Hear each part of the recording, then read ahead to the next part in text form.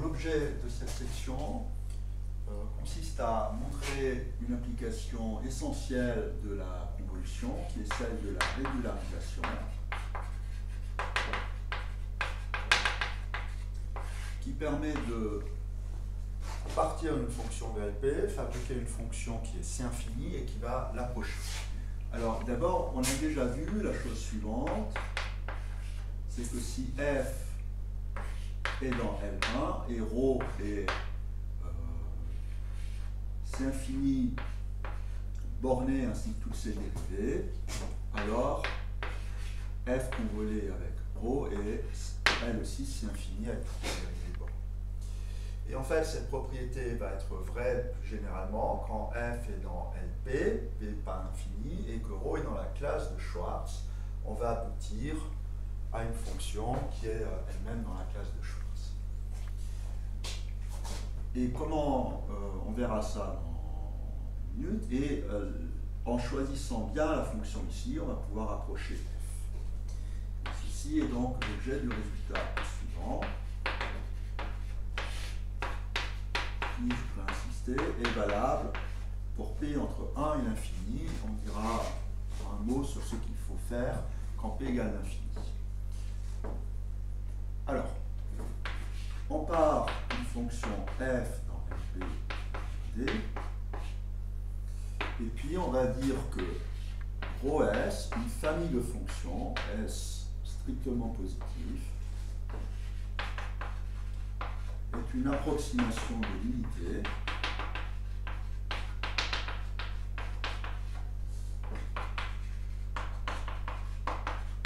si elle vérifie trois choses. La première, on va prendre une approximation de l'unité régulière. La première, c'est que tout S positif, ρs appartient à la classe de Schwartz. C'est là qu'est la régularité. La deuxième, c'est que maintenant que ρs est dans la classe de Schwartz, ρs va être dans L1 et on va demander quelque chose d'un peu plus fort. On va demander qu'il existe C positif, tel que pour tout S, ρs en ordre 1 soit plus petit que C. C'est-à-dire que les ρs soient uniformément dans L1. La troisième propriété qu'on va demander,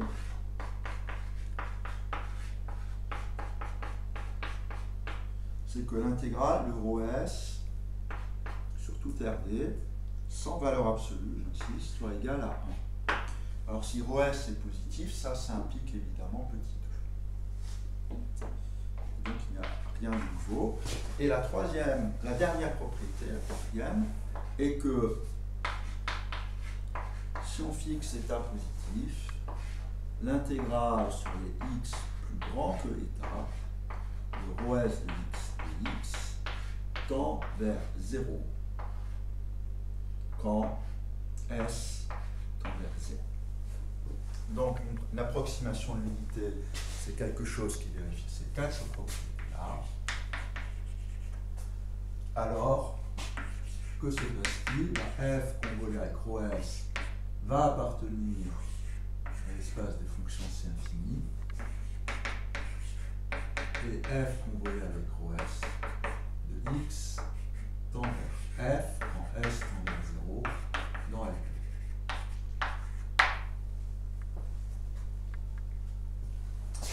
Alors avant de démontrer ceci, vous êtes en droit de vous demander si une telle chose existe, et en fait il y en a pléthore.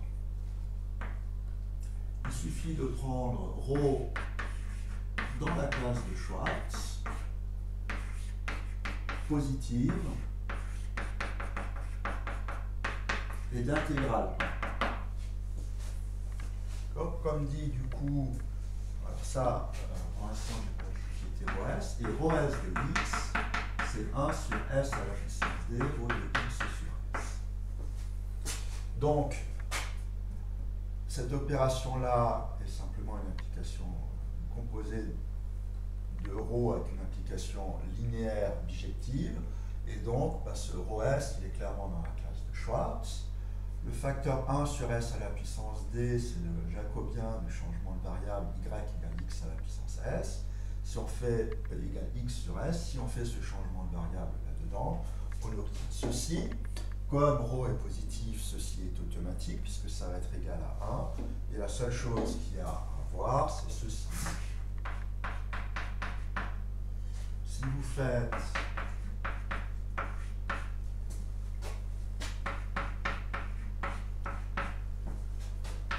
ceci, vous faites le changement. Si vous cherchez à l'intégrale de ρs sur les x plus grand que l'état, vous faites évidemment le changement de variable y égale x sur s. Et donc vous intégrez sur les y qui sont plus grands que état sur s. Le jacobien, il est là, de ρ de y, dy. Je vais mettre en évidence que c'est le module, et donc c'est la queue de l'intégrale. Ça tend évidemment vers 0, puisque état sur s tend vers l'infini, quand s tend vers 0. Donc, n'importe quelle fonction fabriquée comme ça nous fournit automatiquement une approximation de l'unité. Voilà la première remarque. La deuxième remarque, c'est que le cas P égale infini, il faut remplacer f dans LP par f appartenant à C0, auquel cas on aura toujours ce résultat, f congrégé ρs va toujours être C infini et va tendre vers f uniformément.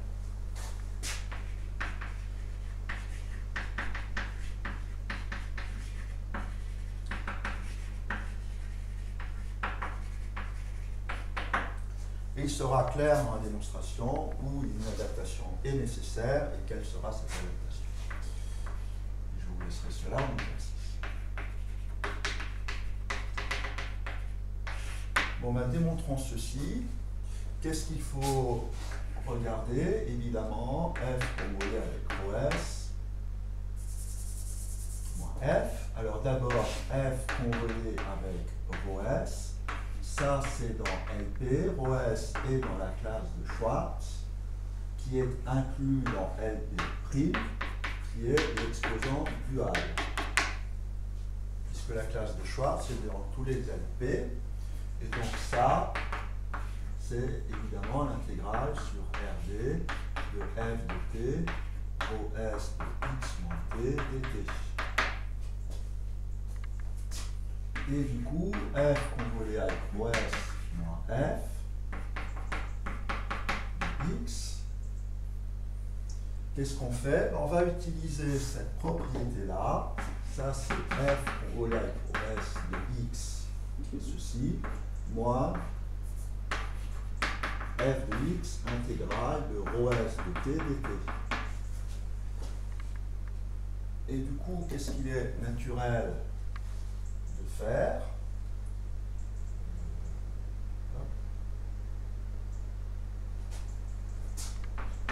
De mettre ces deux intégrales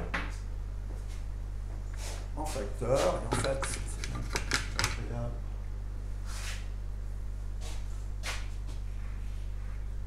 d'écrire ceci, non pas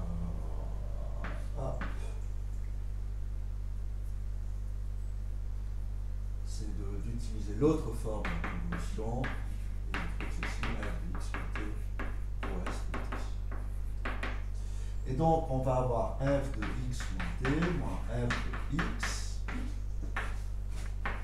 ρs de t dt. Et là, on a simplement utilisé que l'intégrale de ρs est égale.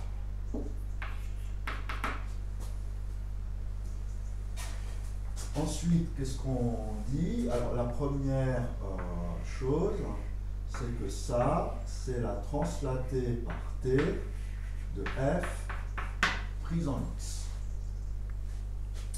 Et la deuxième chose, c'est qu'on utilise Minkowski. Ce qui nous intéresse, c'est f convolé avec ρs moins f dans LP. Et la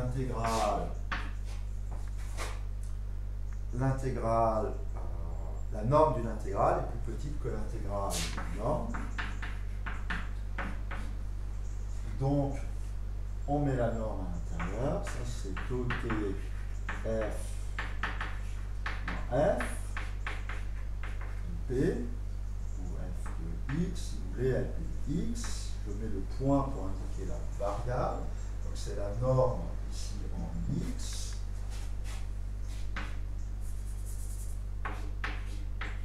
ρs de t et dt, qui est égal à l'intégrale sur Rd de ρs de t en valeur absolue, valeur absolue ici,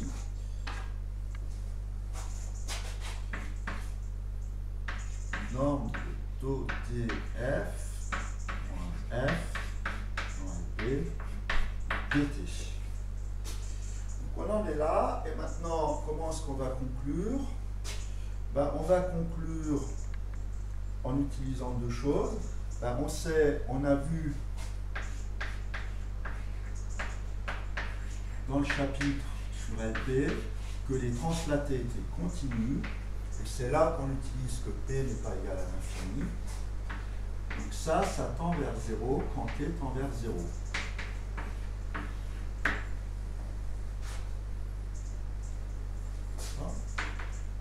Donc voilà le point clé.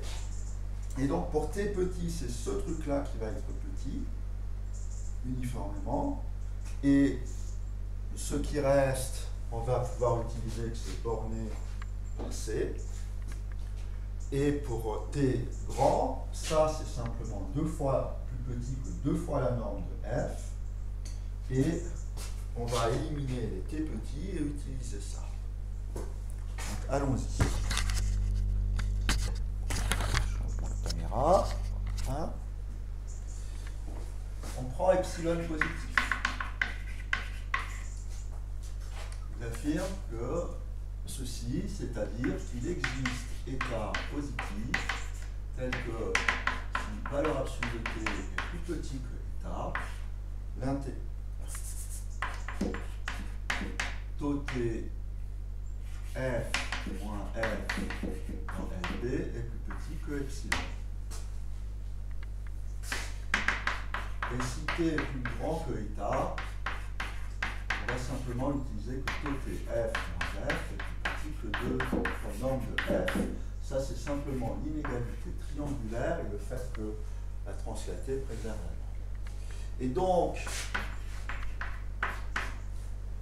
si je regarde ceci f, on voit la croix-s moins f dans LP, j'écris que c'est plus petit ou égal à l'intégrale sur les t plus petit que ρ,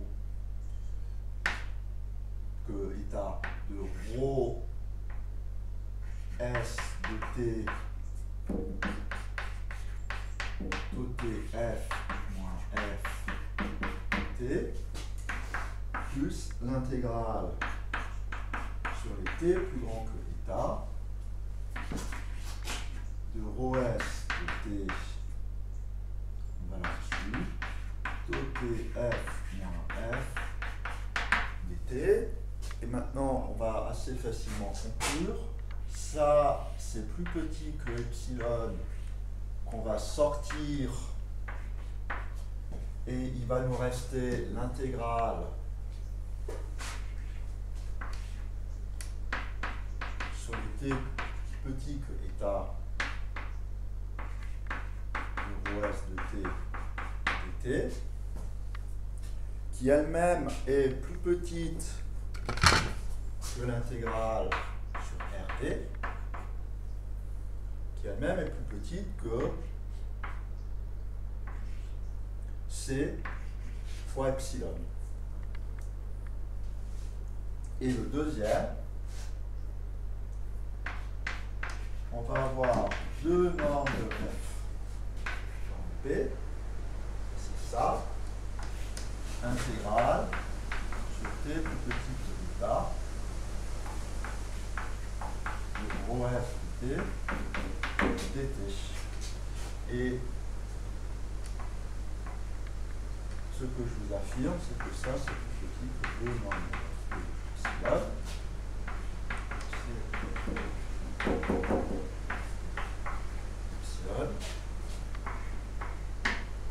Où on prend S0 tel que si S est plus petit que S0, l'intégrale sur t plus grand que θ de rho s de t en valeur absolue de t.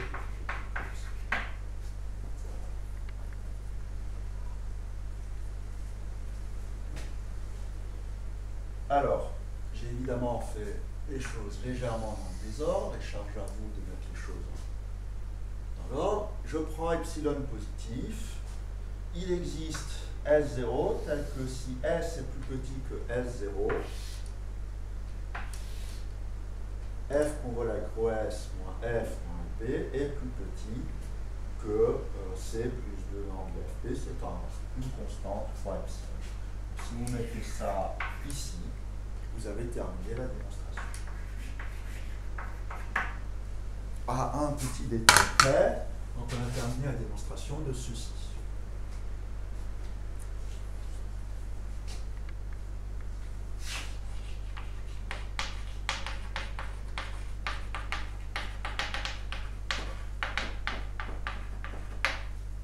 Qu'est-ce qu'il faut adapter pour P égale plus l'infini? Ben, le seul endroit où on a utilisé que P est fini, c'était ici. Et ça, c'est vrai si F appartient à C0. Il nous reste une dernière chose à faire. Pour rappeler ce qu'on a dit. On a dit que F convolé avec rho S appartient à C infini.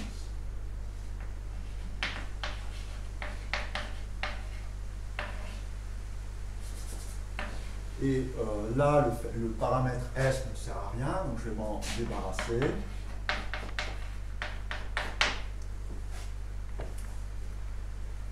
Et ce que je vais commencer par dire, c'est que je vais donc prendre une fonction de la classe de Schwartz, et je vais regarder F convolé avec phi au voisinage de T0.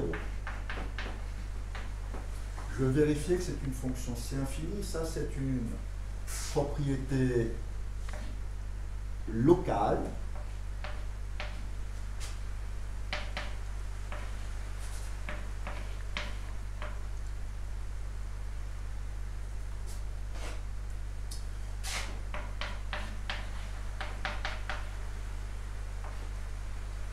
Et tout ce qu'il suffit de dire, c'est que si vous regardez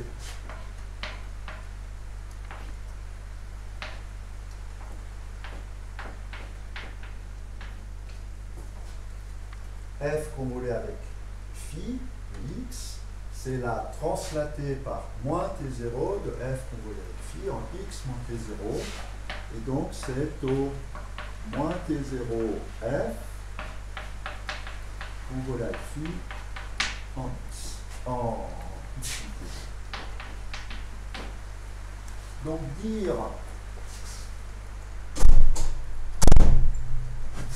que ceci est si infini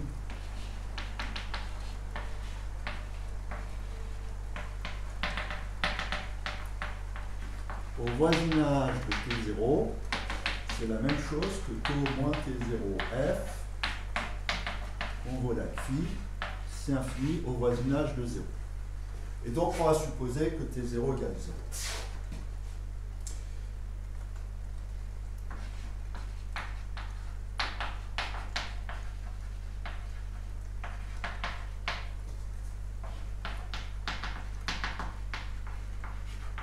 On on s'est ramené au voisinage de 0, ce qui va être un tout petit peu plus agréable pour le raisonnement. Et donc, je vais prendre module de x plus petit que 1. À nouveau, S est dans R, dans la classe de Schwartz, donc dans LP'. Et donc, la convolée a le bon goût d'être bien définie par une intégrale.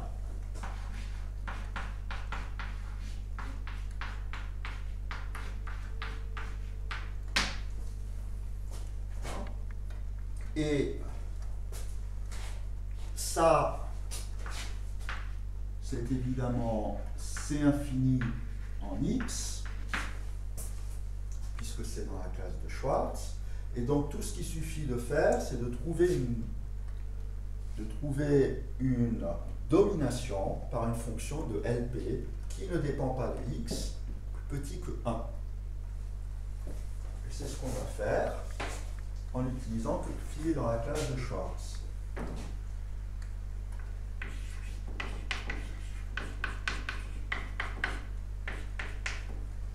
Phi étant dans la classe de Schwartz, nous allons avoir que pour tout n, il existe une constante dépendante de n, telle que pour tout s dans LD, phi de s est plus petit que Cn sur 1 plus S à la puissance n.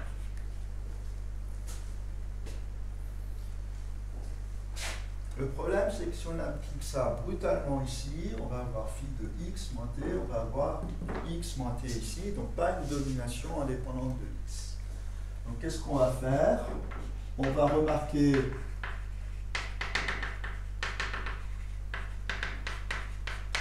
que si S est plus petit que, mettons, 4, qui est un tout petit peu arbitraire, on pourrait prendre 12 millions si vous préférez, ben, on va avoir phi de S est plus petit que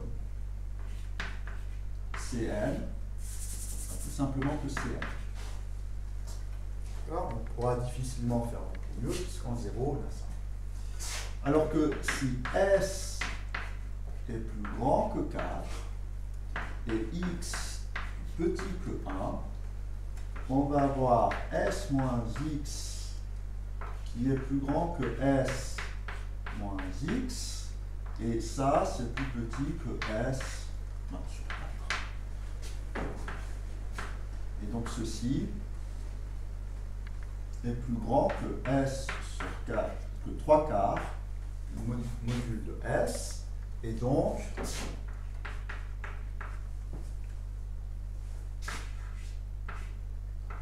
phi de S moins x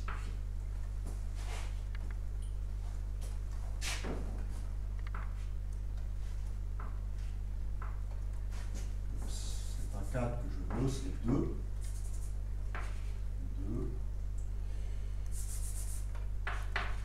Donc phi de S moins x est plus petit que Cn sur 1 plus S sur 2 à la puissance n.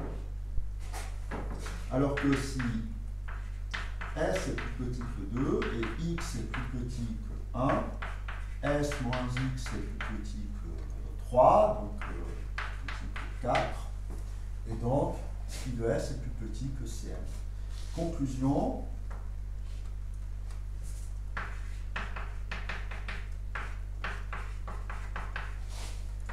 j'en déduis que phi de S moins x est plus petit que Cn. La fonction caractéristique de S est plus petit que 2, je vais simplement avoir Cn quand S est plus petit que 2, plus 1 S plus grand que 2 sur 1 plus S sur 2 à la puissance n. Donc là, j'ai simplement dit que je suis plus petit que Cn si S est plus petit que 2 et plus petit que ça si S est plus grand que 2. Qu'est-ce qu'on constate? Que ceci que ceci est une fonction que je vais noter phi0 de S qui ne dépend pas, qui va ne pas dépendre de x, et le n étant arbitraire, pour S petit, on va simplement avoir une constante, donc il n'y a pas de problème d'intégralité, même quand on élève à la puissance p, et l'intégrabilité ne se pose donc qu'en l'infini, et cette fonction-là est dans Lp', à quelles conditions? Ben, si P' n, qui est ceci à la puissance P', en l'infini, est strictement plus grand que 1. Donc n plus grand que 1 sur P'. Donc si vous prenez n assez grand, plus grand que 1 sur P',